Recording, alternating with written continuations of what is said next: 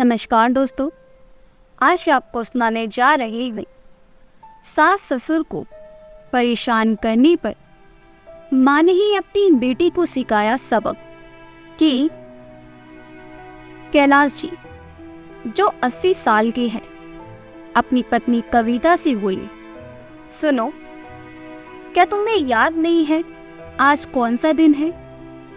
कविता जी बोली, मैं सब कुछ भूल सकती हूँ लेकिन आज के दिन नहीं भूल सकती। तो कैलाश जी ने कहा, सुबह से शाम हो गई है लेकिन अभी तक तुमने मुझे विश नहीं किया है। कविता जी बोली, इस उम्र में क्या है शादी की सालगिरह और क्या ही जन्मदिन की बधाई। अब तो बस ऊपर जाने की तैयारियां चल रही हैं। ना जाने ऊपर वाला कब आए और हमें इस जिंदगी से आजाद करा दे। कैलाश जी कहते हैं, तुम बेकार में इतनी परेशान रहती हो, एक दिन तो खुश नहीं रह सकती हो। तुम्हें पता है आज हमारी शादी की 50वीं सालगिरह है। कविता जी बोली, ये 60 साल कैसे बीत गए पता ही नहीं चले, लेकिन अब तो एक एक पल बड़ी मुश्किल से कटता है। मैं तो यही सोचती हूँ कि 60 साल के बाद माता पिता को मर ही जाना चाहिए। आगे की जिंदगी बहुत कठिन है, हाथ पैर काम करना बंद कर देते हैं और बच्चे साथ छोड़ देते हैं तो जीना बोझ की तरह लगने लगता है। कैलाश जी कहते हैं, गलती मेरी है, मुझे माफ कर दो, मैं तुम्हारे लिए कुछ नहीं कर पाया। अब सोचता हूँ कि अपने बुढ़ापे के लिए हमें कुछ ना कुछ करके रखना चाहिए था, लेकिन तब तो यही लगता था कि सब कुछ बच्चे हैं, उनकी खुशी के आगे और कुछ नजर नहीं आता था। जब सबके बच्चे सरकारी स्कूल में जाते थे तब हमने अपने बच्चे इंग्लिश मीडियम में पढ़ाई। हमेशा बच्चों की खुशी को प्राथमिकता दी। हमेशा यही सोचा कि बच्चे अगर सफल हो जाए तो माँ बाप को इससे ज्यादा और क्या चाहिए। लेकिन आज मुझे लगता है कभी बच्चों को औकात से ज्यादा नहीं देना चाहिए। अब बच्चे ज्यादा पढ़ लिख जाते हैं तो माँ बाप को भूल जाते हैं। उनकी अच्छी से अच्छी एजुकेशन के चक्कर में हमने अपने हाथ खाली कर लिए। सब कुछ तो पहले ही गवा चुके थे। एक घर था, वो भी छोटे के डॉक्टरी के चक्कर में बिक गया। अब तो वो चेन्नई में है, उसे हमसे कोई मतलब नहीं, हम जिए या मरे। बड़ा वाला पुणे में है, उसे भी कहाँ फुर्सत है एक बार फोन करके माँ बाप से उनका हाल जानने की। मंझला बेटा फौज में है, बस उसी को थोड़ी बहुत परवाह है, लेकिन उसकी पत्नी जीने नहीं देती। कहती है, दोनों की आंखें भर आई। कैलाश जी अपने आंसू पोंछते हुए बोले, अच्छा सुनो, आज खीर बना दो, बहुत दिनों से खाई नहीं है, बहुत मन कर रहा है। कविता जी कहती है, इस बुढ़ापे में आपका खीर खाने का बड़ा मन कर रहा है? कैलाश जी बोली, क्यों, बुड्ढों का मन नहीं होता कुछ अच्छा खाने का? कविता जी कैलाश जी को बातों में लगाए रहती हैं ताकि वो खीर फिर से ना मांगे। लेकिन कैलाश जी कविता जी से बोले, हमें पता है कि तुम हमें बातों में उलझा रही हो, चलो मैं खुद ही बना लेता हूँ। कविता जी बेमन से कहती है, रुको, मैं ही बना देती हूँ, तुम तो पूरा किचन गंदा कर दोगी और फिर मुझे ही साफ करना पड़ेगा। कविता जी खीर बना रही थी, तभी सोचती है, इन्हें तो खीर पसंद ही नहीं, फिर आज अचानक खीर की याद कैसे आ गई? खीर तो मेरी फेवरेट है। वो हल्का सा मुस्कुरा देती है, फिर 2 कटोरी में थोड़ी थोड़ी सी परोस कर कैलाश जी के पास लेकर आती है। उनसे पूछती है, एक बात बताओ, तुम तो कभी खीर खाती नहीं, फिर आज अचानक खीर की याद कैसी आई?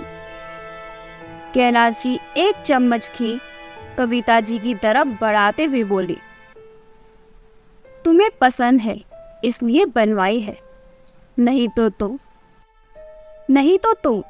अपने लिए थोड़ी ही ना बनाती। कैलाश जी खीर खिलाते हुए बोली, हैप्पी एनिवर्सरी। इन 60 सालों में तुमने मेरा बहुत साथ दिया, हमेशा अपने आप को हमारी खुशी के लिए पीछे ही रखा। तुम हमेशा मेरी और बच्चों की पसंद की चीजें बनाया करती थी, इसलिए मैंने सोचा क्यों ना आज तुम्हारी फेवरेट खीर खाकर देखता हूँ। कविता जी को बहुत अच्छा लगा, लेकिन पूरी जिंदगी बीत जाने के बाद उसके पति को आज उसकी पसंद की चीज की याद आई। ये सोच के थोड़ा सा बुरा लगा, लेकिन कविता जी मुस्कुराकर अपने पति को खीर खिलाते हुए कहती, आपको भी शादी की सालगिरह मुबारक हो। इतने में ही उनकी बहू रीमा, जिसके पास वो रह रहे हैं, आ गई।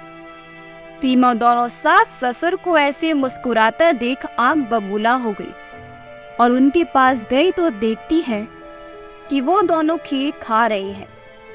कविता जी पर चिल्लाते हुए कहती है, अच्छा तो मेरे जाते ही पार्टी शुरू हो गई। इस बुढ़ापे में तुम दोनों को रोमांस सूझ रहा है, पैर कवर में लटक रहे हैं और यहाँ प्यार उमड़ रहा है। वैसे मेरे पीछे मेरे किचन में घुसने की हिम्मत कैसे हुई आपकी?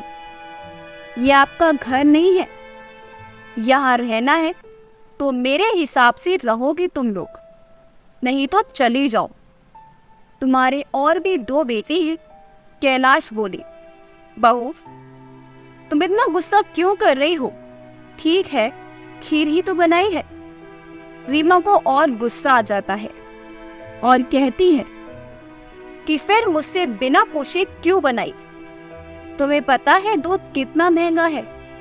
अगर बनानी थी तो मेरी किटी पार्टी से आने का इंतजार कर लेती। कल मेरे यहाँ किटी है तो मुझे दही जमानी थी, लेकिन तुम लोगों को दूसरों से क्या मतलब है? हमेशा अपनी मन की करनी होती है। कविता कहती है, बहू मैंने बहुत कम दूध की बनाई है, तो तुम गुस्सा मत करो, तुम माँ बनने वाली हो, इतना गुस्सा तुम्हारे ठीक नहीं है। रीमा चिल्लाते हुए कहती है, मुझे ज्ञान मत दो, और आगे से अगर मेरे किचन में मुझे बिना बताए घुसी तो मुझसे बुरा कोई नहीं होगा। कविता जी कहती है, बहू मैं हमारे बेटे की ही कमाई है, अगर जरा बहुत हमने खा लिया तो ऐसा कौन सा गुनाह कर दिया? अब तो रीमा को इतना तेज गुस्सा आया कि उसने कटोरी में हाथ मारा और खीर जमीन पर जा गिरी। इसी बीच रीमा के पापा वहां आ गए। वो किसी काम से आए थे तो सोचा कि बेटी से भी मिल लें, लेकिन जब उन्होंने अपनी बेटी की हरकतें देखी तो दरवाजे के ही बाहर खड़े होकर रीमा की बातें सुनकर लगे। रीमा गुस्से में सास ससुर पर चिल्लाए जा रही थी, होगा तुम्हारा बेटा, लेकिन अब वह मेरा पति है। इस घर की मुखिया मैं हूं, मैं जो कहूंगी वैसा ही होगा, तुम्हारी मर्जी नहीं चलेगी। ये कहते हुए अपने कमरे में चली गई। दोनों सास ससुर बैठे अपने सौभाग्य पर रोने लगे। रीमा के पिता निराश होकर अपनी बेटी से बिना मिले घर वापस आ जाती है। रीमा की माँ उन्हें देखकर कहती है, क्या हुआ, आप कुछ परेशान लग रहे हो? रीमा के पापा कहते हैं, रीना हमने अपने बच्चों को अच्छा शिक्षा तो दे दी, लेकिन इंसानियत की शिक्षा नहीं दे पाई। उनकी आंखों में आंसू भर आए। रीना बोली, क्या हुआ? आप ऐसे क्यों कह रहे? रीमा के पिताजी ने कहा कि आज मैंने देखा रीमा अपने सास ससुर के साथ जानवरों जैसा बर्ताव कर रही थी। रीमा की मां बोली, तो आपने डांटा क्यों नहीं? रीमा के पिता बोले, मुझे कुछ भी समझ नहीं आ रहा था, इसलिए मैं वहां से वापस आ गया। मां कहती है, वो ऐसे कैसे अपने सास ससुर के साथ कर सकती है? आपको उसे समझाना चाहिए था।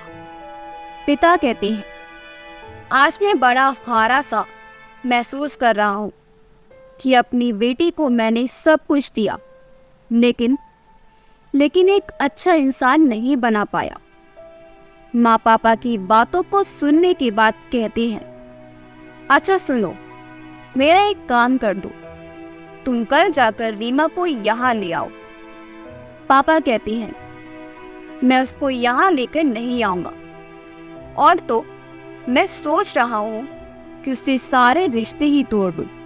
माँ कहती है, नहीं, हम ऐसा नहीं कर सकते। अगर हमारे बच्चे भटक जाएं, तो उनको समझाना हमारा फर्ज है।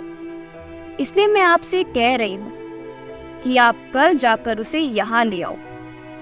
मैंने कुछ सोचा है, लेकिन आप उसको इस बारे में कुछ मत बताना। पापा भारी मन से अगले दिन फिर रीमा के घर आ जाती हैं।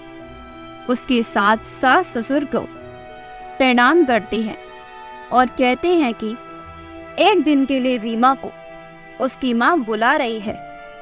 सास ससुर की तो वैसे भी क्या ही चलती है। वह कहते हैं, ठीक है। रीमा अपनी मायके जाती है। उसकी माँ उसे नाश्ता देती है। रीमा पूछती है, माँ, दादी कहाँ है? उन्हें पता नहीं है कि मैं आ रही हूँ। माँ कहती है, मुझे नहीं पता, यहीं कहीं होगी। तो न छोड़, अपना नाश्ता कर और बता, दामाद जी कब आ रहे हैं? वह कहती है, इस महीने आ रहे हैं मम्मी। रीमा फिर पूछती है, माँ, दादी अभी तक नहीं आई? वो उन्हें चारों तरफ ढूंढने लगी। रीमा अपनी दादी को बहुत प्यार करती थी, इसने सारे कमरों में देखा, लेकिन दादी उसे कहीं नहीं मिली। फिर देखा कि दादी जमीन पर बाथरूम के आगे लेटी हुई है। वो भागकर दादी के पास गई। दादी, आप यहाँ? रीमा अपने मम्मी पापा दोनों को चिल्लाती है और रोते हुए अपनी माँ से कहती है, मम्मी, आपका दिमाग खराब हो गया है।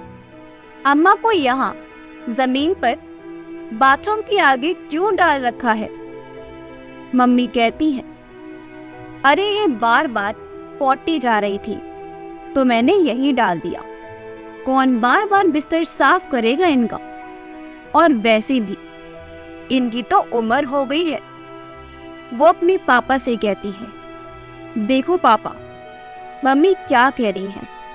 मेरी दादी को यहाँ डाल रखा है और आप कुछ नहीं कह रहे हो। दादी रोते हुए बोली, बेटा, मैंने कल तेरी माँ से हलवा मांगा था, उसने नहीं दिया। बोली, बुढ़ापे में हलवा खाकर कहाँ जाओगी? रीमा को अपनी मम्मी पर बहुत गुस्सा आ रहा था। रीमा बोली, मम्मी, ये क्या हो गया है आप? वो इतनी बड़ी बूढ़ी है, अगर वो कुछ मांग रही है तो आप उन्हें दे दिया करो। रीमा अपनी दादी को उनके कमरे में लेकर गई, उन्हें लिटाया, फिर उनके लिए हलवा बनाने लगी।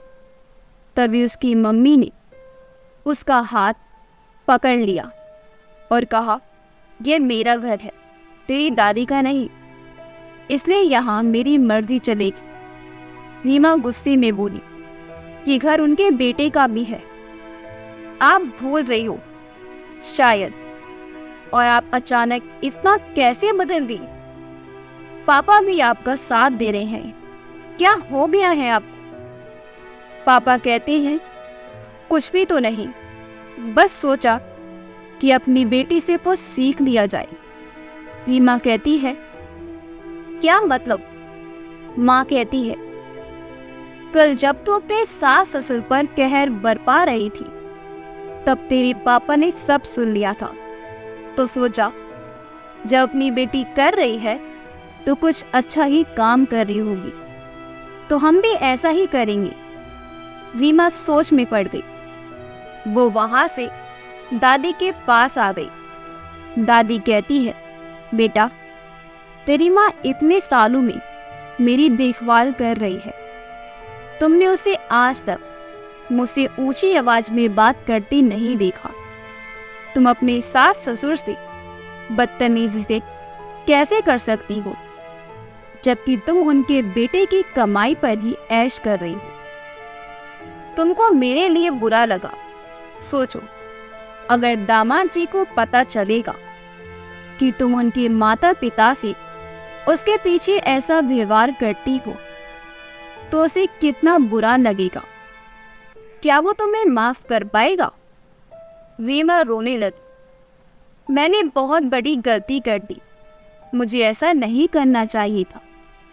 मैंने कभी भी उस घर के लोगों को अपना नहीं समझा। मैंने सोचा मेरा रिश्ता सिर्फ राज से है, मेरा उनके भाई और उसके माता पिता से कोई मतलब नहीं है। मुझे गुस्सा आता था कि वो दोनों भाई अपनी पत्नियों के साथ रहते हैं और सास ससुर को मेरे सर डाल दिया है, इसलिए मैं गुस्सा में रहती थी। एक दो बार जिठानियों ने फोन किया, लेकिन मैंने उनसे बात ही नहीं की। माँ बोली, बेटा, अगर तुम्हें साथ जाना है तो जाओ, तुम्हें कोई नहीं रोकेगा, लेकिन एक बार अपने जेठ से कहकर देखना, वो खुद ही उन दोनों को ले जाएंगे। रीमा कहती है, ले जाना होता तो छोड़कर ही क्यों जाती? पापा कहते हैं, वो तुम्हारे लिए छोड़कर गए हैं। पापा, मम्मी, दादी तीनों रीमा को खूब समझाते हैं। रीमा कहती है, मुझे माफ कर दो। पापा कहते हैं, बेटा, माफी हमसे नहीं, अपने सास ससुर से मांगो। रीमा अपने ससुराल आती है, अपने किए के लिए माफी मांगती है और रोते हुए अपने सास के पैरों में गिर जाती है। सास कहती है, बेटा, हमें कुछ नहीं चाहिए, बस तुम प्यार से बोल लिया करो, हमारे लिए यही बहुत बड़ी बात है। रीमा उनके पासबुक देती हुई कहती है, ये आपके पैसे हैं जो आपके दोनों बेटे आपके लिए भेजते हैं। अगर आपको हमारी कहानी अच्छी लगी हो तो हमारी वीडियो को लाइक करें, शेयर करें और हमारे चैनल योगी वॉइस को सब्सक्राइब कर दें। आपका बहुत बहुत धन्यवाद। मिलते हैं अगली वीडियो में।